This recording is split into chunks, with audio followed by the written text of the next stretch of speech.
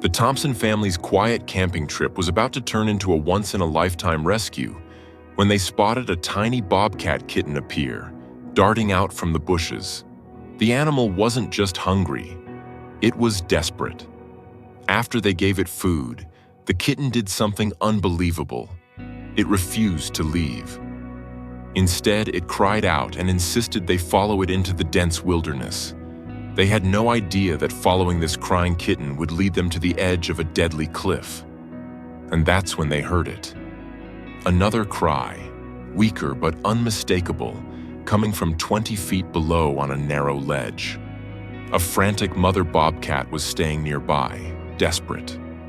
But the way this wild mother bobcat would later thank them would change their lives forever. Before we start, hit the like button and make sure to subscribe if you haven't, and hit that notification bell so that you won't miss any new stories. The morning sun cast long shadows through the ponderosa pines of Arizona's Prescott National Forest, painting the rocky terrain in shades of gold and amber. The Thompson family had chosen this particular clearing for their weekend camping trip, drawn by the promise of solitude and the whisper of wind through ancient trees. John Thompson, a construction foreman from Phoenix, had been promising his wife Alice this getaway for months. Their teenage children, Mark and Sarah, had reluctantly agreed to leave their phones in the car, though they'd grumbled about it during the entire 3-hour drive north. The clearing sat perfectly positioned between towering granite formations and a dense stand of juniper trees. John had just finished setting up their blue dome tent when Alice called out from near their makeshift kitchen area. She'd spread a checkered tablecloth over a flat boulder and was arranging sandwiches for lunch. The turkey she'd roasted the night before filled the air with a savory aroma that competed with the sharp scent of pine sap and desert sage. "Dad, look!" Sarah's voice cut through the peaceful morning air. She stood frozen near the edge of their campsite, pointing toward a cluster of manzanita bushes. A tiny creature emerged from the reddish bark and twisted branches. A bobcat kitten, no more than 8 weeks old, its spotted coat dusty and matted with burrs. The kitten moved with an unusual urgency, not the typical wariness wild animals showed around humans. Its amber eyes were wide with what Alice immediately recognized as distress. As a veterinary technician before having children, she'd seen that look in countless animals brought to the clinic. This wasn't curiosity or hunger.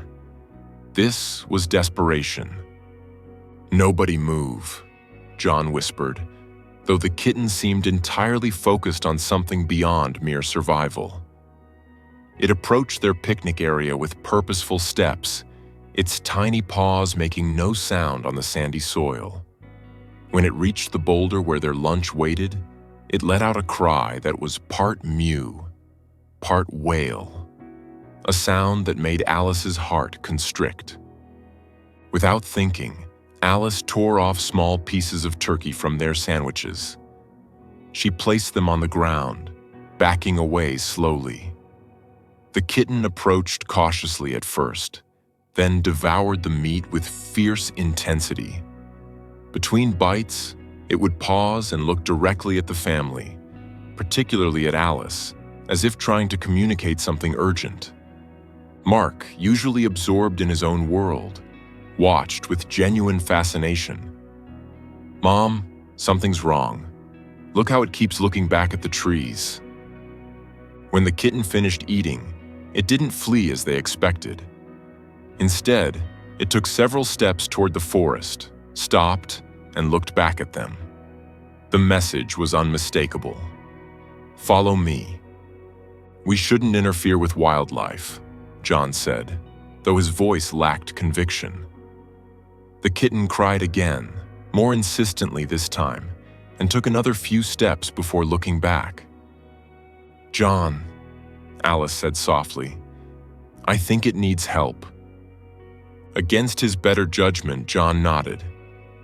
"Sarah, Mark, stay close. We'll just see what's happening." The family followed the kitten along a narrow game trail that wound between massive boulders and thorny ocotillo plants. The path grew steeper, and the morning sun climbed higher, intensifying the desert heat. The kitten moved with surprising speed for such a small creature, occasionally stopping to ensure they were still following. After nearly 15 minutes of hiking, the trail opened onto a dramatic vista. A sheer cliff face dropped away to their left, while jagged rocks formed a natural barrier to their right. The kitten ran to the cliff edge and began crying frantically, its small voice echoing off the canyon walls. That's when they heard it. Another cry, weaker but unmistakably similar, coming from below. John dropped to his stomach and crawled to the edge, peering over carefully. About 20 feet down, on a narrow ledge no wider than a doormat, another bobcat kitten clung precariously to the rock face. Its back leg appeared to be wedged into a crack in the granite, and every attempt to free itself only seemed to worsen its predicament. Above them, on a higher outcropping accessible only by an impossibly narrow traverse, an adult bobcat paced frantically. The mother. Her powerful body coiled with tension as she tested various approaches to reach her trapped baby, but the cliff face offered no safe route. Her amber eyes locked onto John's for a moment, and in them, he saw something that transcended the boundary between human and animal. Pure maternal anguish. "Oh, God," Alice breathed, her hand covering her mouth. The baby's stuck. The trapped kitten's cries grew more desperate. Its free paws scrambled against the smooth rock, finding no purchase. Each movement threatened to dislodge it entirely from the narrow ledge. If it fell from that height onto the jagged rocks below, survival was unlikely. John studied the cliff face with the eye of someone who'd spent years working on construction sites. The rock was mostly smooth granite with few handholds. They had brought basic camping supplies, including a 30-foot rope in their backpack, but no climbing gear. The nearest ranger station was at least an hour away, and by then, "I'm going down," John announced, his voice steady despite the fear coursing through him. "John, no!" Alice grabbed his arm. "That's insane. You're not a climber. We should call for help." "There's no time. Look at it. That kitten's exhausted. It won't last until help arrives." Mark, usually eager to challenge his father's decisions, remained silent. He could see the determination in his father's eyes, the same look he'd seen when his dad had pulled a neighbor's child from their pool the previous summer. John emptied his pockets, removed his hiking boots for better grip, and tied one end of the rope around his waist. "Mark, Sarah, I need you both to anchor this rope around that pine tree, Alice. You guide me verbally if you see a better route." The first few feet were manageable. John found small crevices for his fingers and tiny ledges for his toes. But as he descended, the rock face became increasingly smooth and treacherous. Sweat beaded on his forehead, not entirely from the morning heat.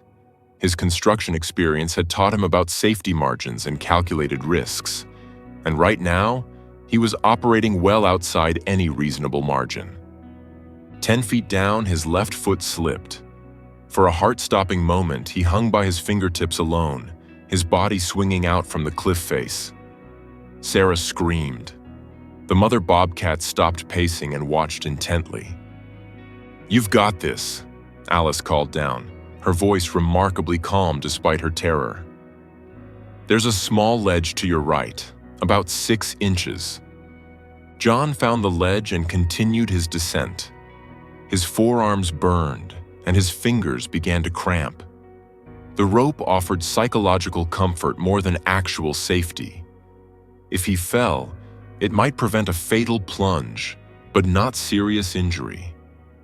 Finally, after what felt like hours, but was probably only minutes, John's feet touched the narrow ledge where the kitten waited. The tiny creature pressed itself against the back wall, eyes wide with fear.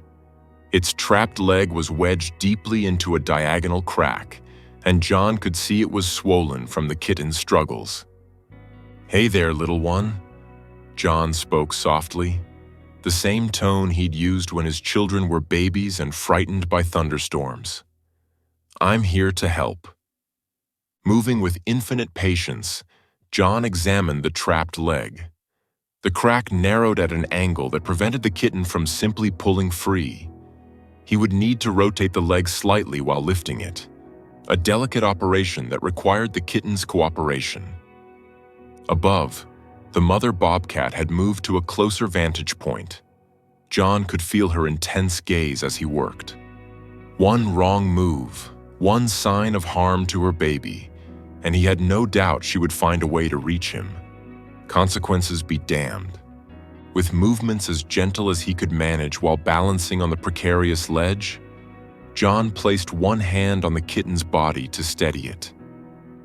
The tiny creature trembled but didn't struggle. Perhaps it sensed his intent, or perhaps it was simply too exhausted to fight. "Okay, little one, this might hurt for just a second," John murmured. He carefully rotated the trapped leg while applying gentle upward pressure. The kitten cried out once, sharp and piercing, causing the mother above to release a low growl that raised the hair on John's neck. But then, freedom. The leg slipped free from its granite prison. John quickly examined the leg. Swollen and scraped, but no obvious breaks. The kitten immediately tried to stand but wobbled dangerously close to the edge. John caught it, and in that moment, something extraordinary happened. The tiny wildcat, instead of struggling or trying to bite, pressed its small head against John's chest. He could feel its rapid heartbeat against his palm, feel the trust this wild creature had placed in him. "Now comes the hard part," John said to himself. He fashioned a crude sling from the rope, creating a pouch against his chest where he could secure the kitten. The climb up would require both hands, and he couldn't risk dropping the injured baby. The ascent was a nightmare of endurance and willpower. Every handhold was a victory, every foot of progress a testament to determination. The kitten remained still against his chest, as if understanding that their survival depended on cooperation. John's muscles screamed, his fingers bled from the rough granite, but he climbed. 3 feet from the top, his strength finally gave out. His fingers began to uncurl from their holds, his legs shaking uncontrollably. This was it, the moment when physics and exhaustion would claim victory. Then Mark's face appeared above him, followed by Sarah's. His children, working together without argument for perhaps the first time in years, reached down and grabbed his arms. Alice anchored them from behind, and together, they hauled John and his precious cargo over the edge to safety. John collapsed on solid ground, his chest heaving. Carefully, he extracted the kitten from the makeshift sling. Its sibling immediately ran over, and the two began grooming each other, their tiny pink tongues working to remove the dust and fear of separation. The mother bobcat descended from her perch with liquid grace, using routes invisible to human eyes. She approached her babies with a mixture of urgency and caution, aware of the human family watching. When she reached them, the reunion was something from a nature documentary, pure emotion transcending species. She examined every inch of her injured kitten, her rough tongue gentle as she cleaned its wounded leg. The Thompson family sat in exhausted silence, witnesses to something profound. Alice found herself crying, the stress and relief overwhelming her normally composed demeanor. She reached for her backpack to get her water bottle, only to realize she'd left it back at the clearing in their rush to follow the kitten. That's when the mother bobcat did something that would remain etched in their memories forever. She picked up Alice's backpack in her powerful jaws, not aggressively, but with deliberate care. She carried it to where Alice sat and placed it gently beside her, then stepped back. The message was unmistakable. "Thank you." Alice's hands trembled as she opened her pack and took a long drink from her water bottle. John, despite his exhaustion, couldn't help but laugh, a release of tension that spread to the whole family. They sat there in the morning sun, two species sharing a moment of perfect understanding.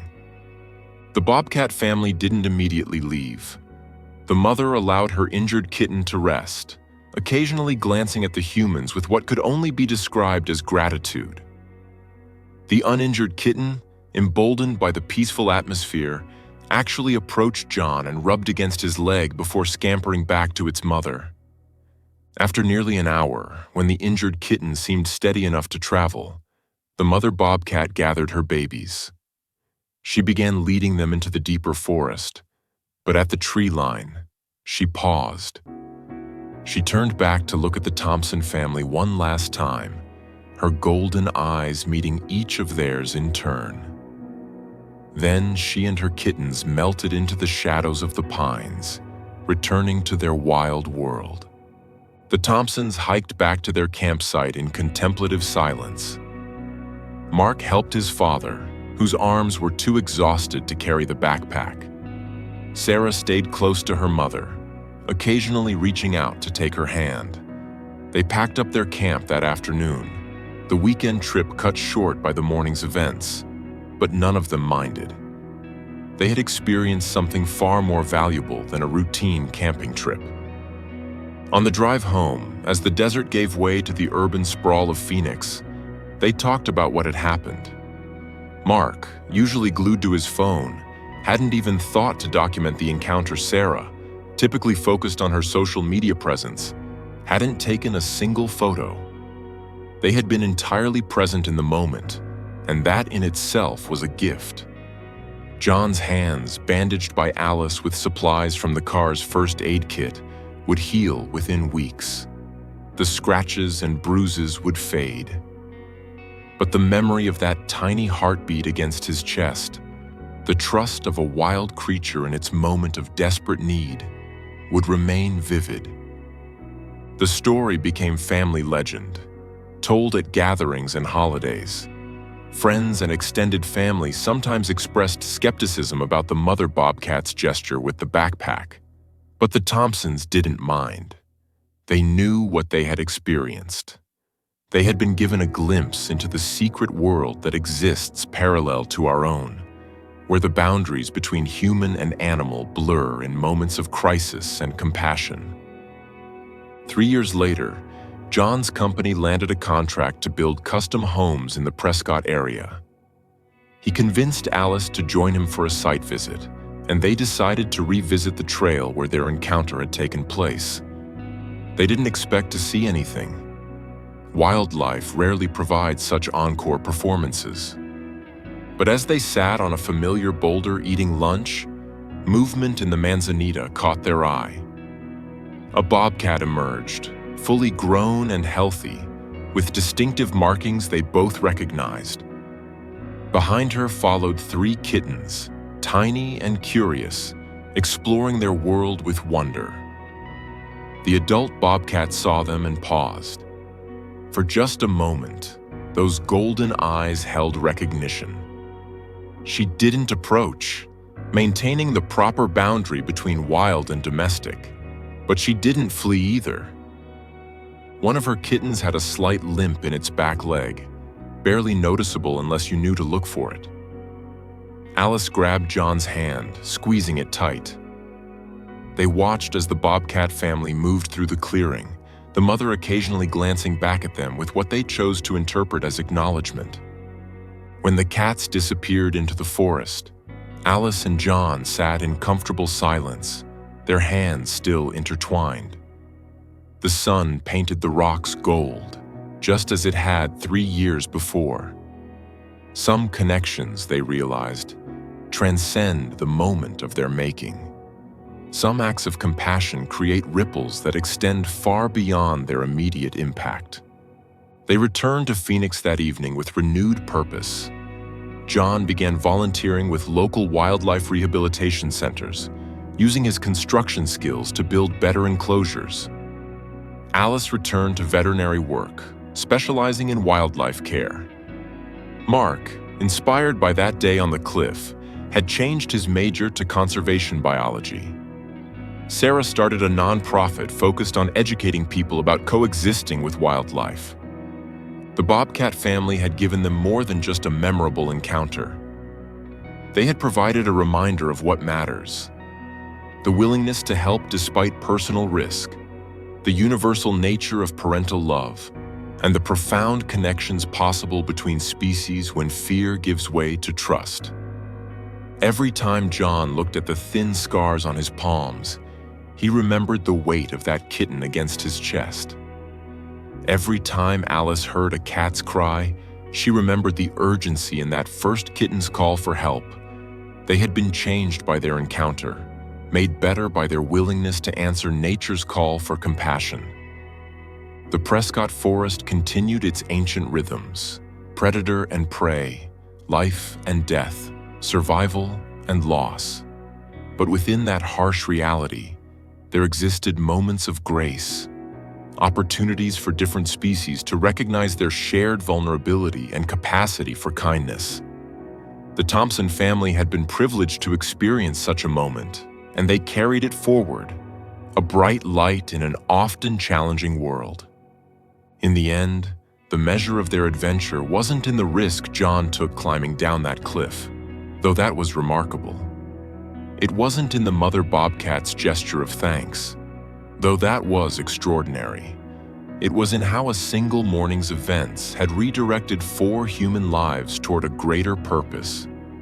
How a cry for help from a tiny wildcat had awakened something fundamental in a family that had been drifting apart in the mundane routines of modern life. The Bobcats remained in their wild world, and the Thompsons in theirs. But the boundary between those worlds had proven more permeable than any of them had imagined. In moments of need, in acts of compassion, in the recognition of shared experience across species, that boundary could dissolve entirely, revealing the deeper truth that all life is connected. All suffering matters, and all acts of kindness create ripples that extend far beyond their origin.